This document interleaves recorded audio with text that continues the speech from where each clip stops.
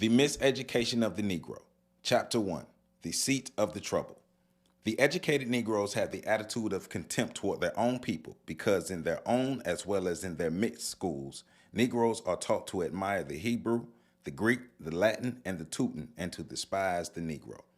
Of the hundreds of Negro high schools recently examined by an expert in the United States Bureau of Education, only 18 offer a course taking up the history of the Negro, and in most of the Negro colleges and universities where the Negro is thought of, the race is studied only as a problem or dismissed as of little consequence. For example, an officer of a Negro university, thinking that an additional course on the Negro should be given there, called upon a Negro director of philosophy of the faculty to offer such work.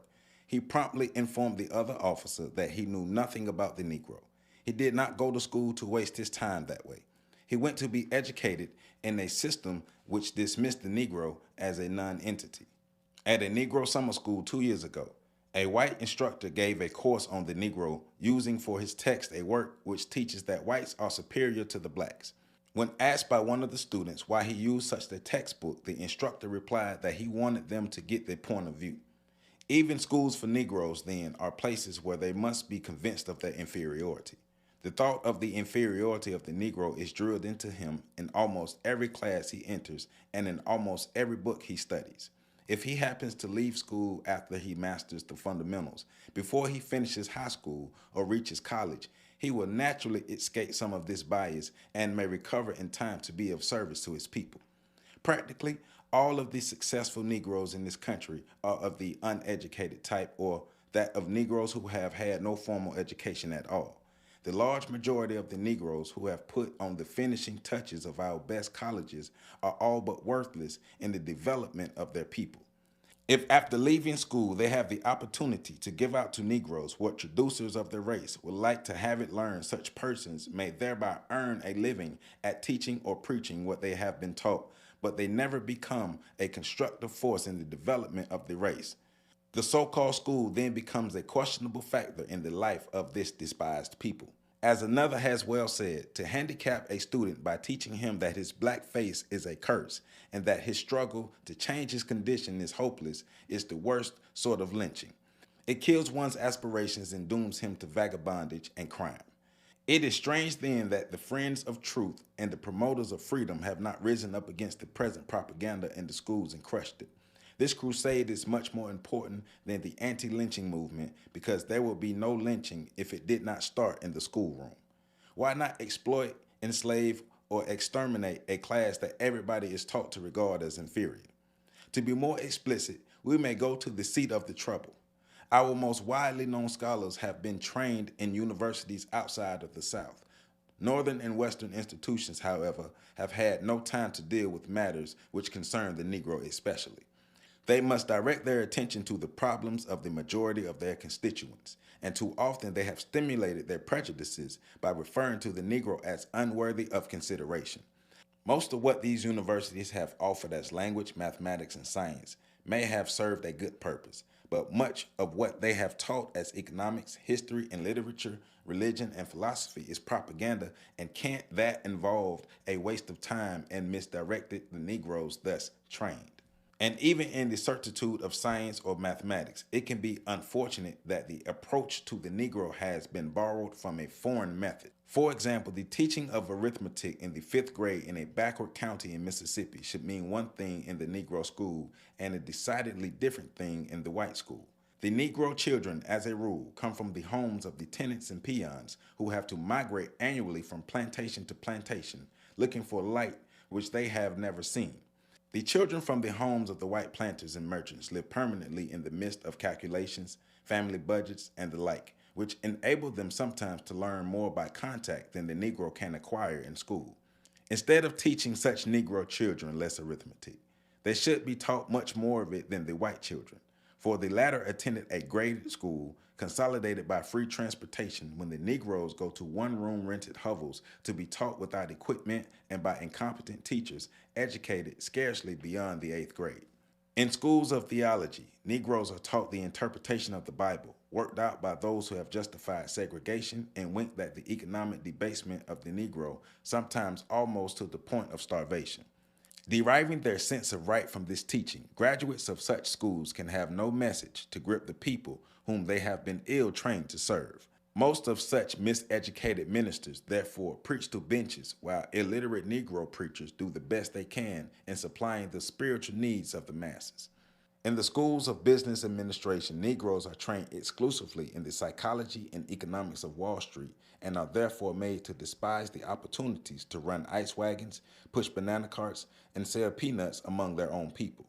Foreigners who have not studied economics but have studied Negroes take up this business to grow rich. In schools of journalism, Negroes are being taught how to edit such metropolitan dailies as the Chicago Tribune and the New York Times, which would hardly hire a Negro as a janitor. And when these graduates come to the Negro weeklies for employment, they are not prepared to function in such establishments, which to be successful must be built upon accurate knowledge of the psychology and philosophy of the Negro. When a Negro has finished his education in our schools, then he has been equipped to begin the life of an Americanized or Europeanized white man. But before he steps from the threshold of his alma mater, he is told by his teachers that he must go back to his own people from whom he has been estranged by a vision of ideas in which his disillusionment he will realize that he cannot attain. Welcome back to Breakdown Friday. Joseph Ward, Patrick Irvin, Professor Carl Tone Jones. And as you can see by the clip, we are diving into, and it's the first section of chapter 1 of The Miseducation of the Negro by Carter G. Woodson. And I wrote, as always, we write down some notes as the video goes. I chose this clip because of a lot of the things that Carter G. Woodson was talking about. Of course, we've covered these things in past breakdowns, but I wanted to kind of take a deep dive into the inferiority complex. But I like how he's digging into how this inferiority complex is taught to us, but also how it manifests itself even in the eyes, or how it manifests itself, and it can be masked even by those who we would see as ultra successful, because he's getting into talking about how a group of educated people can't really help us get to the finish line. And so the chapter 1 is actually, the title of it, chapter 1 is the seat of the table. Right, and the seat of the table. One of the things he was getting into is the black inferiority. So, PC, man, this right down your alley. So let's get into this black inferiority, because and you can reference for what you remember in the book, but let's get into this black inferiority. Kind of like let's break down first what black inferiority is, and then get into how Dr. Carter G. Woodson is talking about how it was, how it is taught through the education system and reinforced through the society. Well, I think, just in layman's terms, the black inferiority complex is seeing yourself as less than because you're not white. And it's like racial envy. You see white people as the standard, barometer, the ruler. One of the things we talked about last week was the fact that most black people look at each other as being niggas. And most black people look at themselves through the lens of white folks. And that is, where this becomes, so the academics believe that they are the exceptions to the rule. Those who become financially stable or financially in a, socially, economically, in one of those higher classes, they actually see themselves as not being as black as us and actually seeing themselves as being honorary white. I'll never forget watching the post game show with Charles Barkley on one of those networks, and I think it was about, we were talking about at that time, that was Trayvon Martin, the Mike Brown's situation, Eric Gardner situation was going viral, and he said that he was pointing to himself and other rich black people, and he said when you're rich and black, you really don't, you sort of like elevate past race. You're not necessarily seen as being black anymore. You're seen as being honorary white because of your status, your wealth and your status. And That's how a lot of academics think. I mean, think about the conversation that we have about the high value man or the educated woman. And when you think about those conversations, a lot of those conversations derive around this is the status quo of how black people live. But when you look at it, you're talking about maybe the top 5 to 6% of both black men and black women who live there. But that's where the conversation is because they don't even acknowledge the brothers and sisters who are still struggling to just make ends meet or just struggling to get by. Right. And The average person doesn't exist. right, invisible. And so, and quite honestly, they probably do wish that the average black people just wander off into the wilderness, never to be seen or heard from again. Right. So, so in a nutshell, that's how I see that. And then there's this, there's this distinction that uh black people suffer from, and this is one of the reasons why I think we weren't able to hold on to those black boom towns that developed out of the Reconstruction era. Because when you looked at those towns, they were very successful, but they were emulating the white town. If the white man had a theater, now we want a theater. If the white man had a hospital that was geared a certain way, we wanted to have that. If they had a bus company, we wanted a bus company. But also, if a white man had wait staff, if they had waiters, or if they had maids, if they had butlers, now we want butlers and we want maids. And so when you look at that, it's just basically they were carbon copies of the white community. And it goes back to um, W.E.B. Du Bois, who actually was a protege of J.D. Rockefeller. And it was one of those things where you create, especially when you talk about the talented 10th and from what his vision of what the talented 10th was supposed to be and what it actually became. It was taken from a white man as well. Right. And there you go. So, everything that black people have done to this point is to get to this status of white in this country. Well, I'm not going to say everything, but when you start talking about those who consider themselves in the elite of black people, that's been their yardstick, and that's what they've been. That's the way they try to. That's the way they move. Yeah. Just make this point real quick. You made me think about the one of the shorts I just put out the other day about Anthony Johnson, the first black person to introduce chattel slavery. He was an indentured servant who, when he gained his freedom, he said, well, the white man owns land the slaves. I want to own land the slaves because the white man own it, and trying to emulate the white society. But the organizations or what it means to be successful for black people, and it's really not even just in America, throughout the diaspora, the goal is whiteness. It has to resemble whiteness. It has to be the opulence that the white people deem as opulent. Because think about all of the black people who break themselves to have luxury brands, because the white people have the luxury brands. So now go ahead. Really want, because you really tapped into something. I'm gonna leave some of this for Pat because I know Pat about to go in. But when you talk about in Africa, the fact that when their judicial system is set up the same way the European judicial system is, with them wearing powdered wigs, and having trials, not going back to the traditional ways, but emulating these Europeans. When you talk about the Pan Atlantic, it used to be the Pan Atlantic 8, now it's the Pan Atlantic 9. Well, what are they emulating? What are these fraternities emulating? Well, because white fraternities wouldn't let us in, we built black ones. Well, why did you build it?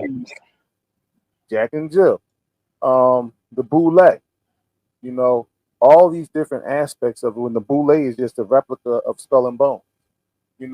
So we get to see it over and over and over again. So I'm gonna leave it there because I know we have a lot more to cover in this particular. video. So Pat, I want you to take inferiority complex from the angle of what Dr. Carter G. Woodson is talking about, because PC laid the groundwork of what inferiority complex is. But as far as inferiority complex being passed down from one generation to the next through the education system, let's talk about that. How are Black kids taught to be inferior? It goes back. We're talking about cultural transmission and understanding what the education system actually is. It's a system of indoctrination. It's a system of inculcation that like, and that's not a bad thing. Like, we need people to understand that's not a bad thing. That's what all education systems are. Even if we created our own education system, You're doing the same we thing. right, you're indoctrinating your children into your ways of thinking, being, and existing. Um, under the belief and assumption that your ways of thinking, being, and existing are what's best for you in the future, because they have been what's best for you in the past. Unless you're making an adjustment because you're a Black person in America and you finally understand it, what was happening in the past ain't what's best for you no more, so you got to do something new. But that's neither here nor there. So when you send your kid into the education system, most of us unwittingly, we don't have any malice when we're doing it. We're thinking we're doing what's best for our kids. Like, you hear people now, you got to teach the classics, something like that, right? You got to teach the classic. You got to teach Homer. You got to teach Shakespeare. Right, Shakespeare. You got to teach these pieces that are considered the classics, because kids need to know that to get into college. And then when they go to college, they need to learn other things that further drive them away from the things that they might need to understand in order to be of benefit to their race. And what you end up having now is a child that was never taught to appreciate themselves, appreciate people that look like them, or to truly understand and appreciate the contributions that they've made to society. And like we talked about in the last show, if you don't actively teach Black children, if you don't actively teach children, period, not to be racist in America, they're going to be racist in America. That's what's going to happen. And so I think one of the things that Dr. Carter G. Woodson is really trying to get people to understand is that if you don't take a proactive approach to educating Black children about the contributions, the beauty, and the necessity for Black thought and Black progression, intentional Black thought and Black progression, then you're creating a situation where Black people are going to continue to be in a position of inferiority, because everything else that's being poured into them puts them in a position of having a weak hand. And it goes back to something we're always saying, right? Like, Black people have got to be proactive about the things we do. I'm not going to sit here and say everything white people do is negative. There are a lot of things we could take from white people and use it to be beneficial to us. But it's not a direct take. It's got to be altered some kind of way. That's where the thought comes in. If you're a Black person and you want to start a business, there's nothing wrong with studying white businesses to figure out how they've been successful. The problem comes in when you try to duplicate one-to-one everything that Black business, that white business, and this is the problem we have, because like PC pointed out and like you pointed out, every single time Black people decide they need something, it's a one-to-one taking. White people won't let us into their club. Fine, we'll start our own club, the Divine Nine. Like, ain't nothing divine about y'all. Y'all are copycats. You know what I'm saying?